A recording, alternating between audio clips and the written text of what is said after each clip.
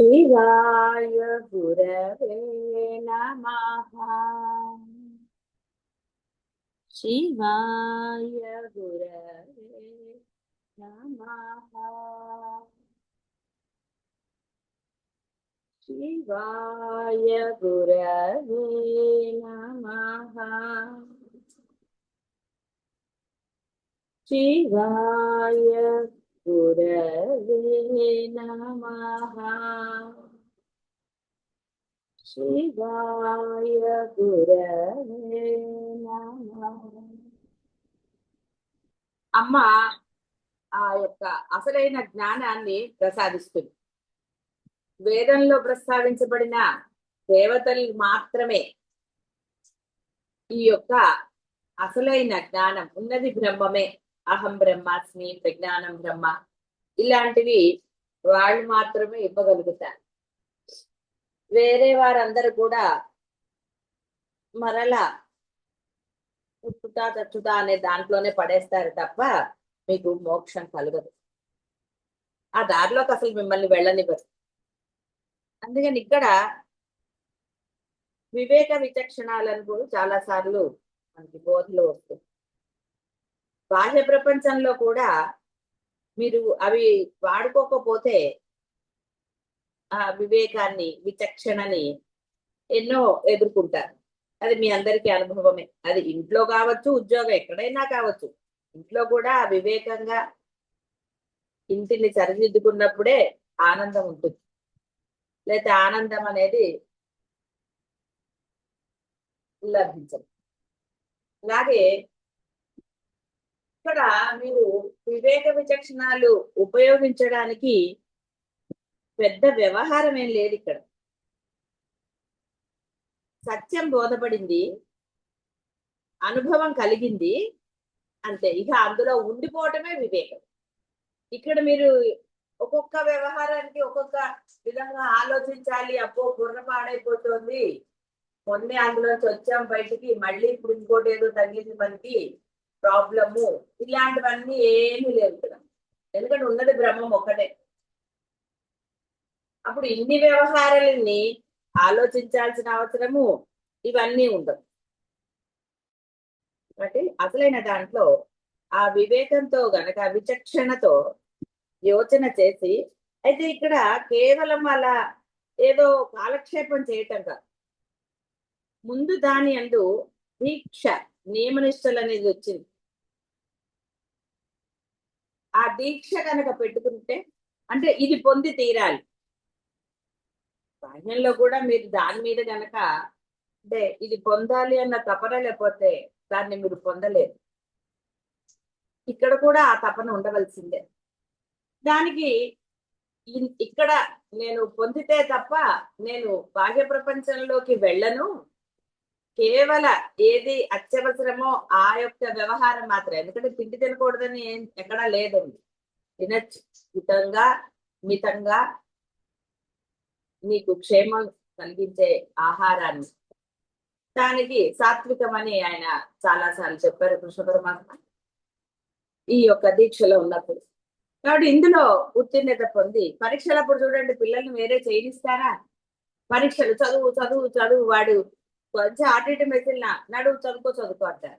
చూసారా? అంటే ఆ దీక్షగా వాడు అక్కడ పట్టుదలగా సమయాన్ని వృధా చేయకుండా చదివితేనే వాడు ఆ పరీక్షలో వాడు ఉత్తీర్ణ అవుతాడు అని మీ అభిప్రాయం. అదే అసమంజసం ఏం కాదు, కానీ దాని మీద చాలా డిపెండ్ అయ్యి ఉంటాయి.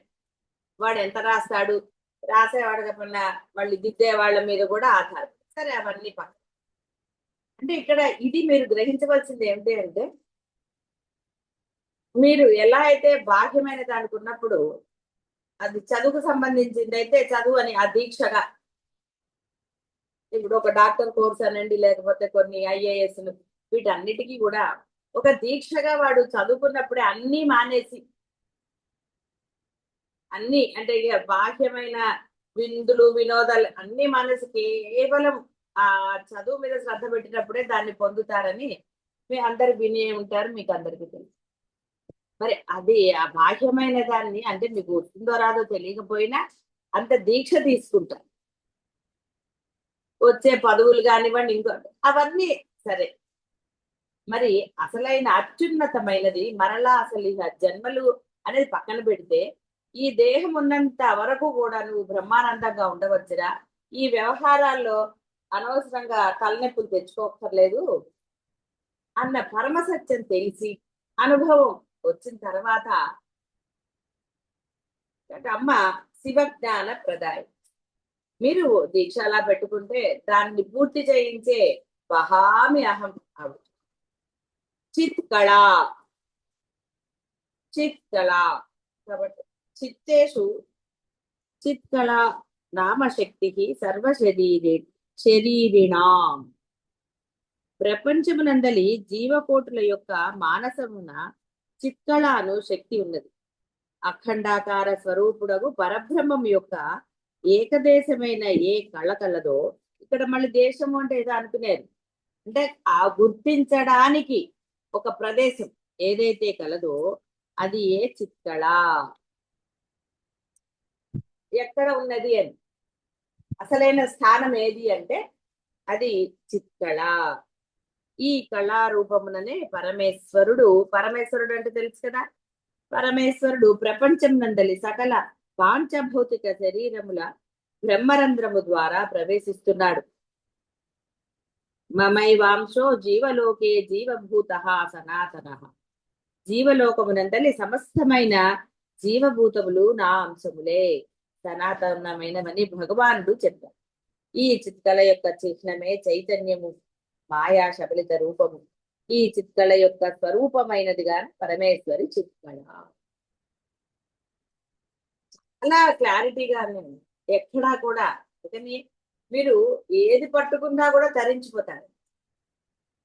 శంకరులు ఇచ్చిన స్తోత్రాలని మనం విశ్లేషించుకున్న ఆ బోధ పరమార్థం ఇదే ఉంది. శంకరులు ఎక్కడా కూడా ప్రాపంచిక వాటి గురించి చేయలేదు. మీరు ఒకవేళ ఏంటది శుక్రవారాలు పాడుకుంటారు కనకధార స్తోత్రం గురు. కనకధార, దానిలో కూడా ఉన్నది సూక్ష్మం అదే ఉంటుంది. అక్కడ ఆయన స్తోత్రించటం వల్ల ఆవిడకి ఈ బాహ్యమైన ఇది లభించింది, అందులో సందేహమే లేదు. అంటే ఇహము పరము రెండు లభిస్తాయని చెప్పడానికి. కాబట్టి ఇక్కడ ఏమీ సందేహం లేదు. అందులోని అర్థాన్ని లేని కనుక తీసుకుంటే అక్కడ కూడా శివజ్ఞానమే,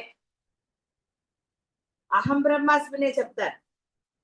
ఏ స్తోత్రాన్ని చేసినా కాబట్టి ఎందుకు వచ్చింది లేండి, మేము చదవమంటే గొడవ లేదు. కాబట్టి అసలైనది పొందడానికి ప్రయత్నం చెయ్యాలి. ఎవడైనా ఏం చేస్తాడంటే ఇంకో డబ్బు సంపాదించాలి, వాడికన్నా ఎక్కువ వీడికన్నా ఎక్కువ అనే తాపత్రయాలు తప్ప కాదు. ఉన్నది పరబ్రహ్మము అన్నప్పుడు ఆ పరబ్రహ్మంతో నేను ఐక్యం అవ్వాలి. అత్యున్నతమైన స్థానం ఇదే కదా. దీన్ని పొందడానికి వీడు ప్రయత్నం చెయ్యడు. అనేక కారణాలు ఉండవచ్చు వాడు. అంటే అమ్మ ఈ బ్రహ్మరంధ్రము అంటే మన తలలో పైన నెత్తి మీద ఒక చిన్నప్పుడు పుట్టినప్పుడు పసిపిల్లలకి ఒక ప్రదేశం కొంచెం మెత్తగా ఉంటుంది, చాలా జాగ్రత్తగా ఉండాలి అక్కడ అని చెప్తూ ఉంటారు. అది బ్రహ్మరంధ్రం. అంటే మీకు బాగా అర్థం అవడానికి, చంటి పిల్లలు పుట్టిన తర్వాత కొన్ని రోజుల వరకు శిరస్సు పైభాగం ఒక దగ్గర మెత్తగా ఉంటుంది, కొన్ని రోజుల తర్వాత గట్టి పడుతుంది. ఆ ప్రదేశమే ఆ బ్రహ్మరంధ్రం. ప్రాణం పోవడానికి కూడా నవరంధ్రాలు అంటే అని. సరే, ఆ విధంగా అంటే ఎక్కడి నుంచి ప్రవేశిస్తున్నాడు ఆ లోపలికి ఆయన శక్తి అని అప్పుడు ఒక ఇది చెప్పారు. ఆయన అంటే తర్వాత పంచభూతాలే ఆయన అని చెప్తుంటే అక్కర్లేదు. కానీ నీకు ఒక నమ్మకం అనుకోండి, దృఢం అనుకోండి, అమ్మయ్య ఇక్కడి నుంచి వస్తున్నాడు ఈయన అని ఒకటి చెప్పు. అందుకని శిరస్సు పైన ఉంటుంది, పై భాగము ఉన్నతమైన శిరస్సు. మీ శరీరాన్ని 3 భాగాలు చేసినప్పుడు శిరస్సు అత్యంత ప్రధానమైనది. తర్వాత ఇది మధ్యము, కింద ఉన్నది కర్మకి సంబంధించింది. ఈ కటి ప్రదేశం నుంచి అంటే ఆ నడుము కింది భాగం నుంచి కాళ్ళు అంతా కూడా కర్మ. ఎందుకంటే తాంతటి కదా అటు ఇటు నడుస్తారు నానా గోళలు. కాబట్టి ఇది కర్మకు సంబంధించింది. మధ్యలోది మధ్యమము అంటారు. అంటే అది అటు ఉన్నతమా ఇది కాకుండా మధ్యం. అది తర్వాత ఈ శిరస్సే అసలైన శ్రేష్టమైనది. అంటే అక్కడే ఉన్నాయి అన్ని భాగాలు. ఒకటి వినటం కానీ, ఒక బోధ వినటం కానీ, తర్వాత ఆ నోటితోటి కీర్తించడం, సాధన, గ్రహించటం కన్నులతో, ఇవన్నీ కూడా ఈ యొక్క శిరస్సు మీదనే ఉన్నాయి. అందుకనే శిరస్సే ఈ కంఠం వరకు అంటారు. ఈ వాక్ రూపము ఎక్కడైతే ఇక్కడి నుంచి బయటకు వస్తుందో, అంటే ఈ గుంట లాంటి ప్రదేశం ఒకటి ఉంటుంది కదా, మీరు నెక్లెస్లు పెట్టుకుంటున్నప్పుడు ఈ గుంట లాంటి ప్రదేశం అక్కడ వరకు అన్నమాట ఈ కంఠ ప్రదేశం. అందుకనే మనం సాధన చేస్తున్నప్పుడు, ధ్యాన స్థితిలో ఉన్నప్పుడు మన ఈ యొక్క సహస్రారం ద్వారా ఈ బయట ప్రపంచం, అంటే ఈ యూనివర్స్ లో ఉన్న శక్తి మనకి కనెక్ట్ అవుతుందంట. అందుకని ఈ వాక్ అనేది శుద్ధంగా ఉండాలి. అంటే మీరు సత్యంగా ఉంటే గనక, అబద్ధాలు ఆడకుండా, డిగ్గపటత్వాలు ఇలాంటివన్నీ లేకపోతే ఇది డైరెక్ట్ గా కాంటాక్ట్ అవుతుందంట యూనివర్స్ లో ఉన్న ఈ శక్తులు. ఏదైతే మహర్షులు వాళ్ళు ఇంకా ఉన్నారని మన వాచ్, అందులో సందేహమే లేదు. పాజిటివ్ ఎనర్జీ అంటే ఇప్పుడు ఏదైతే మనం చెప్పుకుంటున్నామో అద్వైతం, అహం బ్రహ్మాస్మి, ఇలాంటివి వాళ్ళకి మరణం లేదు అంటే అక్కడ ఏదీ లేదు. కానీ నువ్వు భావన చేస్తే ఈ పాజిటివ్ వాళ్ళందరూ ఎవరున్నారో వాళ్ళందరూ నీకు అక్కడ రూపాలతో నీకు దర్శనం చెప్పుకున్నా కదా. తెల్ల పేపర్ మీద మీరు ఏదైనా వేయచ్చు. అలాగే ఈ యూనివర్స్ అంటే నిర్గుణం, నిరాకారం, కేవల పరం, వ్యాపించి ఉన్నదంతే ఒక తేజో శక్తి చేత. అంటే నీకు తేజమే కనపడుతుంది తప్ప ధ్యానంలో కూడా ఆ ఉన్నత స్థితికి చేరినప్పుడు నామరూపాలు ఏమి ఉండవు అక్కడ. కేవలం అది ఈ రంగు వల్ల, అంటే అది గోల్డ్ కలరా సిల్వర్ కలరా అది చెప్పడం కష్టమవుతుంది అనమాట. కాబట్టి ఆ విధంగా కేవలం ఒక కాంతి ఇది మాత్రమే ఉంటుంది. ఆ కాంతిలో ఈ యొక్క ఎవరైతే అహం బ్రహ్మాస్మి స్థితి పొందారో, ఈ దేహం నశించిన తర్వాత వారందరూ అక్కడే ఉన్నారు. విడివిడిగా రూపాలుగా లేరు, అంతా కాంతిలో కలిసిపోయే ఉన్నారు. సముద్రంలో నదులు కలిసాయండి, మీరు విడిగా దాన్ని చూడలేరు. కానీ చూసే శక్తి ఉన్న వాడికే తెలుస్తుంది అక్కడ ఆ నది గురించి, లేకపోతే మనకి ఎలా తెలుస్తుందండి? కాబట్టి ఇక్కడ ఆ చూసే శక్తి వాళ్ళందరూ కూడా పైన ఉంటారు. ఒక్కొక్కళ్ళని ఆరాధన చేసినప్పుడు, అంటే మనకి ఋషులు కనపడుతున్నారన్నా, గురువులు అంటే ఈ యొక్క దేహాన్ని వదిలిన తర్వాత కూడా మనకి కనపడుతున్నారు. గురువులు చాలా మంది, కొంతమందికి కనపడుతూ ఉంటారు. ఇలా వీళ్ళందరూ మనకి కనపడుతున్నారు అంటే ఆ యొక్క కాంతిలో వాళ్ళు కలిసి ఉన్నారు కాబట్టి ఆ రూపం మీకు దర్శనమిస్తోంది, ఆ రూపం నీతో మాట్లాడుతోంది. ఏదైనా అయితే ఇక్కడ మీకు మీ కుటుంబ సభ్యులు వాళ్ళందరూ కనపడుతున్నారు అన్నదానికి కొంత వేరేది ఉంటుందండి. ఎందుకంటే వాళ్ళు కాంతిమయ రూపాన్ని పొందలేదు. వాళ్ళు ఈ దేహం నశించిన తర్వాత వారు ఏ దేహం పొందారో మీరు చెప్పలేరు, అది కేవలం భ్రమాత్మకమే. వాళ్ళు మీకు సందేశాలు అలాంటివన్నీ అంటే వారికి ఎంత నాలెడ్జ్ ఉందంటే పరిమిత బుద్ధితో అవే ఇవ్వగలుగుతారు. అందువల్ల అది వేరే సబ్జెక్ట్. అసలు దానికి దీనికి పోల్చడానికి లేదు. గురుస్వరూపాలని లేదా ఈ మునులు ఋషులు అంటే అద్వైత స్వరూపాలని, అంటే జ్ఞాన స్వరూపాన్ని మామూలు ఈ దేహాలతో పోల్చడానికి లేదు. కాబట్టి ఇక్కడ ఆ విధంగా ఎన్నో తేజోమయ రూపాలు అక్కడ ఉంటాయి, ఏమీ సందేహం లేదండి.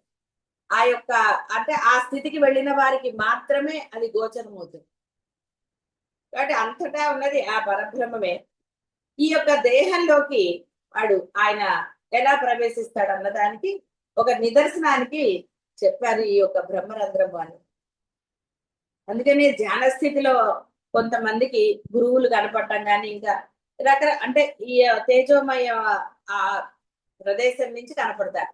అంటే ఇక్కడ ఈ లోపల ఇది మామూలు సైన్స్ కనపడని ప్రదేశం. మీ దేహంలో ప్రాణశక్తి ఎక్కడుంది అంటే ఏం చెప్తారు?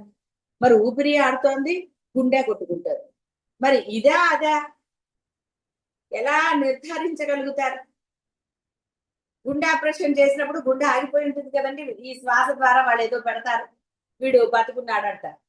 ఇలా అంటే రకరకాలు, కానీ నిరూపించగలుగుతారా ఇక్కడ? అందువలన ఈ యొక్క అంటే ఏకదేశం అన్నారు, ఆ చిత్కళ అంతటా వ్యాపించి ఉన్నది. కానీ చెప్పడానికి ఒకటి ఉండాలి కాబట్టి హృదయ స్థానము అన్నారు. హృదయం అనగానే మామూలుగా మనం గుండె అంటాం, గుండె కూడా కాదండి. గుండె చివర సూది మనంత ప్రదేశం ఒకటి ఉందంటారు, అది కేవలం ధ్యాన స్థితిలో చెప్పాను కదా, కొంత ఉన్నత స్థితికి చేరిన వారికి మాత్రమే అది దర్శనం అవుతుంది. ఆ కళ్ళు మూసుకున్నా కూడా ఆ కాంతిని భరించడం కష్టం. అంటే కష్టం అంటే అంత ప్రకాశవంతంగా ఉంటుంది సూది మొనంత. కొంతమంది మాత్రమే దానిని దర్శించగలుగుతారు. అది ఈ యొక్క బ్రహ్మం యొక్క ఇదనండి. ఏదైనా చిత్కళ అంటే అది. అంటే ఆ ఏకదేశంన అన్నారు. సకల పాంచభౌతిక శరీరములు బ్రహ్మరంధ్రం ద్వారా ఆయన ప్రవేశించి ఈ విధంగా ఆ లోపల ఆయన ఉంటారు. కాబట్టి ఈ దేహం నశించే లోపలే ఆ యొక్క చిత్కళగా మారిపోవాలి. శివజ్ఞాన ప్రదాయిని. ఎక్కడా కూడా నామాలు ఇష్టం వచ్చినట్టు ఏం చెప్పలేదు. మొదట్లో అంతా చెప్పుకుంటూ ఈ జ్ఞానాన్ని ఇస్తుందిరా నీకు. ఆ జ్ఞానం ఇచ్చిన తర్వాత నీలో ఉన్నది ఏమిటో నీకు తెలుస్తుంది. అప్పుడు నువ్వు చిత్కళగా మారవచ్చు. అదే నీవు, ఆ బ్రహ్మమే నీవు. ఏమి సందేహం లేదు.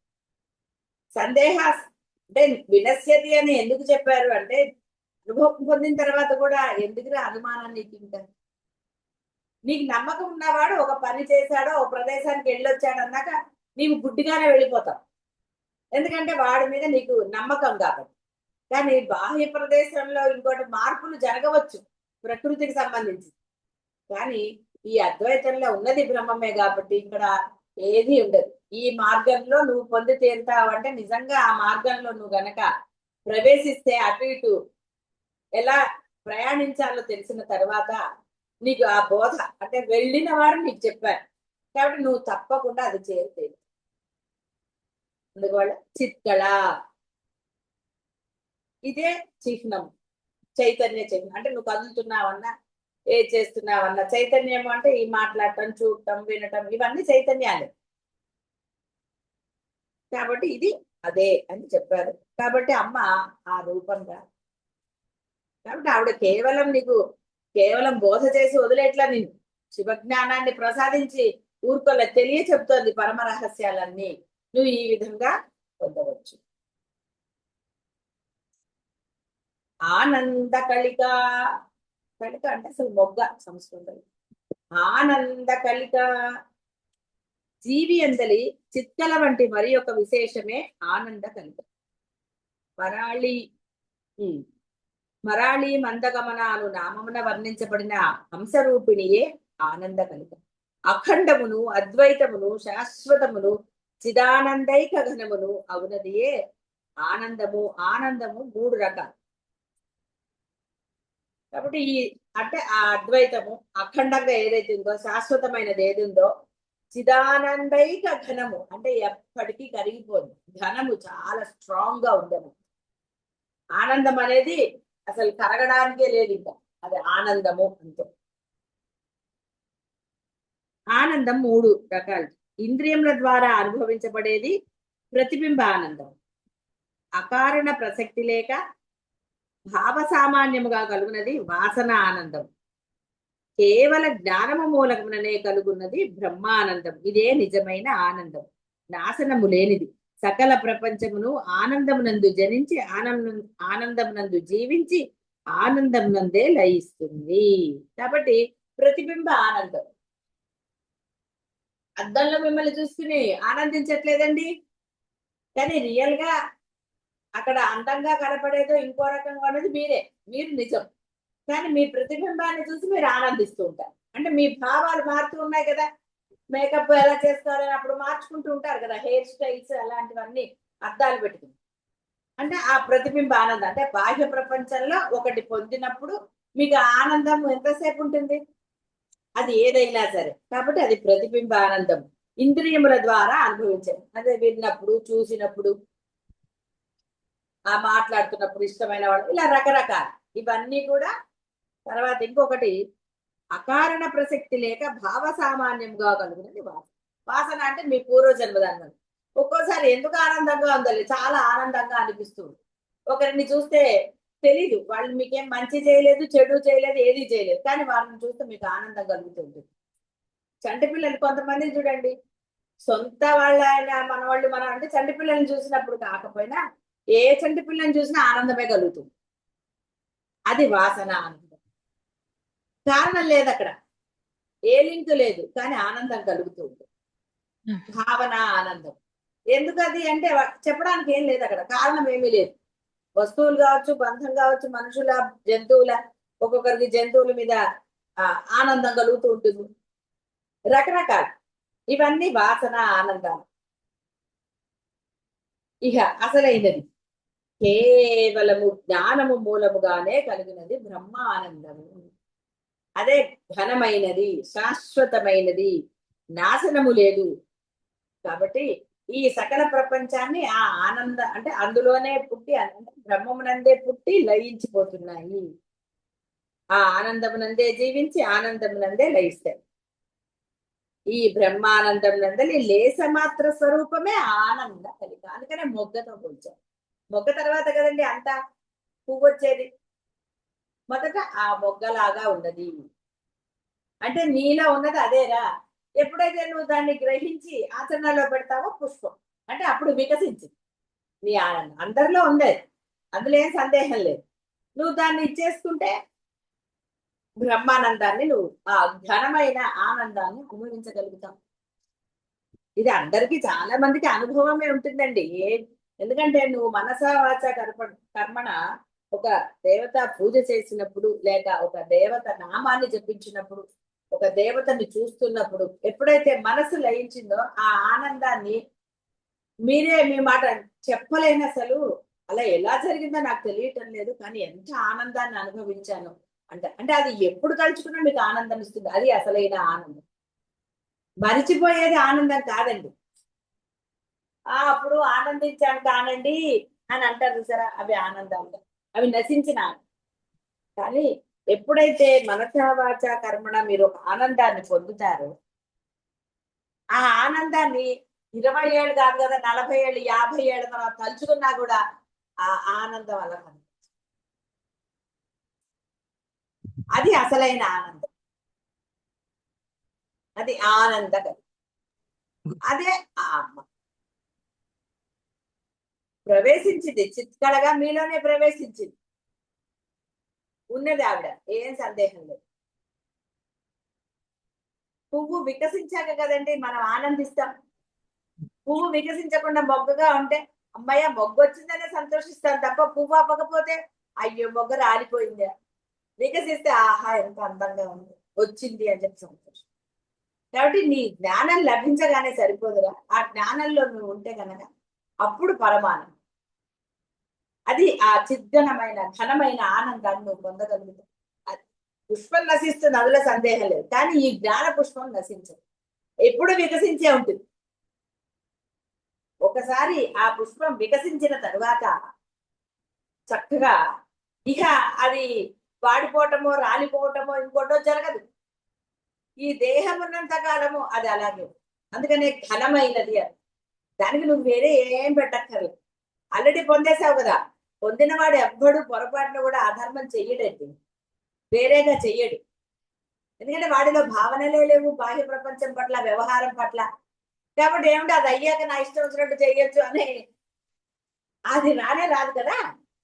బట్ ఇక్కడ కావాల్సింది ఏమిటి అంటే ఆ యొక్క ఆ చిత్కళ ఆనంద కలిగిగా మీలో ఉన్నప్పుడు దాన్ని వికసింపజేసుకోవాలి. ఆ శివజ్ఞాన ప్రదాయిని అంటే ఆ పుష్పాన్ని వికసించేటట్టుగా ఒక టెక్నాలజీ అందాం పోనీ మీకు బాగా అర్థం అవడానికి. ఆ టెక్నాలజీ ఆవిడే ఇస్తుంది, ఎలా వికసింప చేసుకోవాలి. ఒకటి ఎలా ఉందో రిఫర్ చేస్తారు కదండి గూగుల్ని, అలాగే ఆ రిఫర్ చేసేది అమ్మే, ఆ బోధ ఆవిడ చేసేది. ఆవిడ గురువు ద్వారానో ఏదో విధంగా ఆవిడ మీకు అది లభింపచేస్తుంది. ఆ టెక్నాలజీని వాడాలి, వాడితే ఆ పుష్పంగా వికసించి ఎప్పటికీ ఆ యొక్క ఆనందాన్ని ఇస్తుంది. ఆ పుష్పం యొక్క స్వరూపమా, దాని యొక్క వాసన ఇంకోట ఏదైనా ఆనందమైనది. అందుకని అది ఘనమైనది, శాశ్వతమైనది, నాశనము లేనిది అని ఎప్పటికీ ఉంటుంది.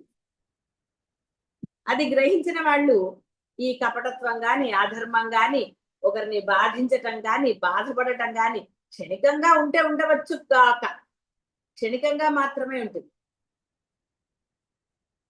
కాబట్టి ఇలా అంటే భావాతీతంలో ఉన్నారు కదా, అది అనుభవిస్తేనే చెప్పగలుగుతాం. అనుభవం లేని వాళ్ళకి ఎంత చెప్పినా అవుతుందా అంట. ఎందుకంటే వాడు జీవుడుగానే ఉండడానికి ప్రయత్నం చేస్తాడు తప్ప కొండదే ఒక ఇప్పుడు ఏ వెంకటేశ్వర స్వామి గుడిగా వెళ్ళారు అనుకుందాం, తిరుపతో ఇంకోటో, మెట్లున్నాయండి ఎక్కకుండా ఉన్నాడో లేదో, ఎందుకు వచ్చిందిలే, గుడి మూసిందా తెరిచిందా, ఇన్ని ఇక్కడే కబుర్లు చెప్తే గుడి మూసాక ఏం చేస్తారు? సో ఆ టైంకి వెళ్ళి ఎక్కువ మెట్లు ఎక్కువ వెళ్ళు. ఆ మాత్రం కష్టపడిపోతే ఆయన దర్శనం ఎలా అవుతుంది? కానీ మరి నేను ఏది చేయనండి అంటే ఆనందం ఎలా లభిస్తుంది నీకు? కానీ నువ్వు కొంత ప్రయత్నం చేయాలి. మిగతాదంతా ఆవిడే చేస్తాను. మెట్లయితే నువ్వే ఎక్కవలసిందే, కార్లో పైకి వెళ్ళినా దిగి నడవద్దండి. ఎక్కడో అక్కడ కొంతన్నా ప్రయత్నం చేయాలి కదా దైవ దర్శనానికి. దైవ దర్శనమే అక్కర్లేదండి, బాహ్య ప్రపంచం ఏది చూసినా కష్టపడకండి, నవిలితే కదండి లోపలికి వెళ్తుంది. నవలకుండా ఎలాగ మింగాలి అంటే అది కూడా ఒక చిన్న ప్రయత్నమే కదా. మింగిన తర్వాత అది లోపలంతా ఆవిడ చేస్తుంది. మింగటం అనే ప్రాసెస్ నువ్వు చేస్తే, ఆ చిన్న కష్టం నువ్వు చేస్తే లోపల అరిగించే బాధ్యత ఆవిడది. నువ్వెక్కడ అరగదీస్తున్నారండి? లోపల గ్రైండర్ పెట్టారా? లేదు కదా. మరి ఇక్కడ ఒక చిన్న ప్రయత్నం నేను చెయ్యను అంటే ఎలా లభిస్తుందండి? శివ జ్ఞానం లభించాలి అంటే ఉన్నది ఆ బ్రహ్మాండమైన జ్ఞానం లేదండి మేము చేస్తున్నాం, అబద్ధం కదండి. నిజమైన ప్రయత్నం చేస్తే ఎందుకు లభించదు? లభించి తీరుతుంది. నువ్వు ఆ ప్రయత్నం అంటే అర్థం ఏమిటి? మీరు ఆ సరి అయిన అసలైన ప్రయత్నం మీరు చెయ్యలేదు. అద్దం మీద మరకలు మరకలు ఉన్నాయనుకోండి, ఎలా కనపడుతుందండి? మొత్తం అంతా నిలువుటద్దాలు కదా ఇప్పుడు అన్ని. నిలువుటద్దంలో ఎక్కడ మరకలు ఉన్నా ఆ ప్రదేశంలో మీ ప్రతిబింబం కనపడదు కదా. అందుకని అద్దం శుభ్రంగా ఉంటే అంతా కనపడుతుంది, అప్పుడు చక్కగా నీట్ గా తయారవచ్చు. కాబట్టి ప్రయత్న లోపము అంటే అర్థం ఏంటి? ఎలా ప్రయత్నించాలో మీరు అలా ప్రయత్నం చేస్తే మీరే ఆనంద కలుగలరు. కానీ ప్రయత్న లోపము అంటే అర్థం ఏమిటి అంటే సరిగా నువ్వు చేయటం లేదు. మనం ఎన్నోసార్లు మార్గాల గురించే మాట్లాడుతాం. ఒక ఊరికి వెళ్ళాలి, మనకి ఎప్పుడు అరుణాచలమే అనుకుంటాం. ఏది స్ట్రైట్ రోడ్డు దాంట్లో మీరు ప్రయాణిస్తే గమ్యస్థానాన్ని ఎక్కడ ఆగకుండా, మధ్యలో చేయకుండా, లేదా మధ్యలో ఇక్కడ చూస్తాను అక్కడ చూస్తాను, ఆ గుడి చూస్తాను ఈ గుడి చూస్తాను, లేదా ఇంకోటి ఇలా ఇన్ని పెట్టుకున్నారు అనుకోండి, ఎలా వెళ్తారు? మీరు ఇక్కడ చేసేది కూడా అదే. అదే వెళ్ళరా స్ట్రైట్ గా, నువ్వు ఇలా చెయ్యి చాలు అని అంటే అలా కాకుండా ఈ బాహ్యాన్ని పట్టుకున్నారు. ఇంత బరువు మోస్తే ఎలా వెళ్తారండి? అందుకని ఎప్పుడు డెస్టినేషన్ దూరంగానే ఉంటుంది. మరి డెస్టినేషన్ దూరంగా ఉంటే మరి ఈ జన్మలోనే పొందుతారన్న గ్యారంటీ ఎలాగండి? ఎప్పుడు తెలిసిందో అప్పుడు పొందాలి. కానీ అందుకని గుడికి వెళ్ళినా కూడా అసలైన దాన్ని ముందు దర్శించరా? పరమేశ్వరుని లోపలికి వెళ్ళు. నువ్వు ఈ బాహ్యంగా ఉన్న అన్ని ఈ వీళ్ళది ఇక్కడ ప్రదర్శనలు అక్కడ ప్రదర్శనలు ఇన్ని చేస్తే అసలైన గర్భగుడిలో ఉన్న అసలైన దైవాన్ని చూడ్డానికి నీకు సమయం ఉండకపోవచ్చు. ముందు అసలైన ఆ దైవాన్ని దర్శించుకో, ఏం దోషం లేదండి. ముందు సాక్షాత్తుగా వెళ్ళటము, ఆ దైవాన్ని దర్శనం, తర్వాత ప్రదర్శనలు చేసుకోండి, తర్వాత నవగ్రహాలు మీరు ఏం చేసుకుంటారో చేసుకోండి. మనసారా ఆ దైవాన్ని చూస్తే ఆనందంగా ప్రదర్శనలు చేయగలుగుతారు, ఆనందంగా వేరేవన్నీ చేయగలుగుతారు. ఇవన్నీ చేసేసరికి నీరసం వచ్చింది. ఇంకా ఆయన చూస్తే ఆనందం ఏం కలిగిందండి? గర్భగుడిలో ఆయన చూశాక ప్రసాదం పెడతారా తీర్థం ఇస్తారా అని చూస్తారు. ఎందుకంటే ఇక్కడ అలసిపోయింది, మనసు అలసిపోయింది. ఈ లోపల కబుర్లు చెప్పారు, అన్ని చెప్పారు, ఇంకా మనసు అక్కడ లగ్నం అయిందా? వధువు. అందుకే నసవ దేవతలను పూజించి ఏం లాభం, నన్ను పట్టుకో అన్నాను. కాబట్టి ఆనంద కలిగ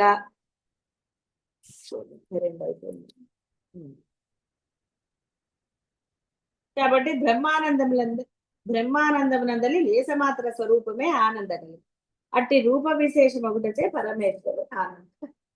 కాబట్టి శివజ్ఞానాన్ని ప్రసాదించి ఆవిడ ఊరుకోలేదు, ఏమిటో చెప్తారు. ఎలా పొందవచ్చు అనేది ముందే చెప్పేసి, ఎలా ఉండాలో చెప్పి అన్ని ఆవిడ చెప్పింది. అక్కడ ఏమి ఆవిడేం లోపం ఏం చేయలేదు.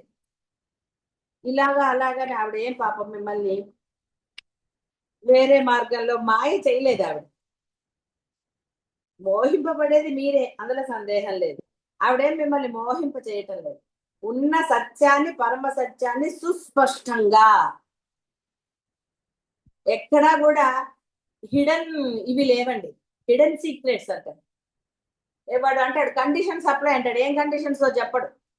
ఆ బాహ్య ప్రపంచం వాడు కండిషన్ సప్లై అంటాడు. ఇంకోటి ఏదో అంటాడు. ఇక్కడ నో హిడెన్ సీక్రెట్, అన్ని ఓపెన్ గా చెప్పారు. మార్గం చెప్పారు, ఎలాగ అన్నీ చెప్పేశారు. నయా పైసా ఖర్చు లేదు. చూడండి, ఇది కొంటే మీకు ఫారిన్ ట్రిప్ ఫ్రీ అంటాడు. వాడు ఇస్తాడో ఎవడో తెలియదు. కానీ ఇక్కడ అలా ఏది చెప్పారో అది నువ్వు పొంది తీరుతావు, సందేహం లేదు. అది చక్కగా అందరూ ఆ చిత్కళా రూపమైన ఆనంద కలికలుగా మారడానికి మీ ఏది అక్కర్లేదు. మీ మనస్సు అక్కడ లగ్నం అయితే చాలు. మనసుని లగ్నం చేయండి. బాహ్య ప్రపంచం గురించి ఆలోచించి అనవసరంగా సమయాన్ని వృధా చేసుకోకండి. ఎందుకంటే ఈ దేహానికి కాల పరిమితి ఉన్నది. అది ఏ క్షణంలో దేహం ఉండొచ్చండి, మనసు అక్కడ అంటే మీ అన్ని వేరేగా ఉన్నాయనుకోండి, ఏం లాభం అండి? అందువలన పరమ సత్యం తెలియబడింది, అనుభూతి కూడా కలిగింది. ఇక సమయాన్ని వృధా చేసుకోకుండా ఆ చిత్కళ రూపాన్ని తెలుసుగా, నామరూపరహితమైనదే చిత్కళ రూపం. కాబట్టి ఆనంద కలిక అన్నారు. అంటే ఆ విధంగా అందరూ కూడా ఆనందాన్ని, ఘనమైన ఆనందాన్ని పొందాలి. శుభం.